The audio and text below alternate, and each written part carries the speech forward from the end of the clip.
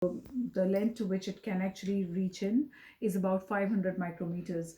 These are the studies that have been done in Aachen by Professor, and then we have Dr. Franson's study as well that has indicated that about 97% of bacterial reduction could be noticed when we are using 2.8 watt.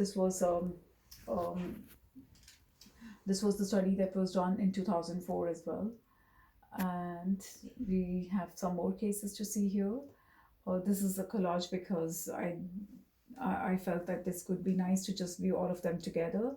So we have a huge carious lesion, the axis open part, and the long-term follow-up for this tooth as well, where it was just about the time that it would fall out. So the indications for these treatment, even though as when you see an abscess, as I said, that the first line of treatment that occurs to anyone is to extract the tooth.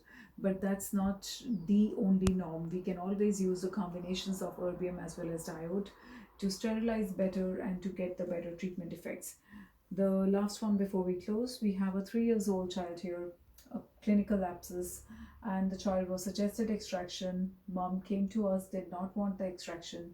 So we attempted the same protocol, erbium access, erbium diode sterilization, and we have here post-treatment. Of course, you can see the shadow of the abscess.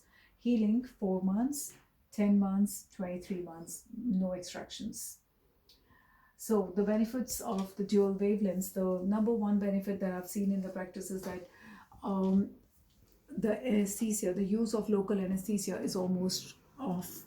I'm using infiltrations very rarely. Of course, if the child is very sensitive, the practice is not to prove the point, but the practice is to make the child comfortable. So, in case there is any child who is a little bit sensitive, then I use rare infiltrations.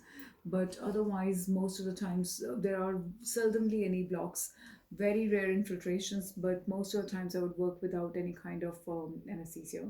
So, of course, children are able to cooperate better because you have to word, you have to talk a lot. The procedures do become a little bit more tedious for the dentist, but at the end of the day, if the child who walks out of the office is also the child who's going to come back happily, then it's a winning situation. So we see increased sterilization, which is already proven in all the scientific studies that we have come across. And with the diode, when you are using the diode, it's not only eliminating the bacteria, but it also has a biostimulative effect, which is why any kind of bone resorption that would have occurred before can be taken care of because of this biostimulative effect. So usually I've seen that if the tooth had a grade 1 mobility or even 2, over 3 months review, this mobility will settle down. That's the first thing. The abscess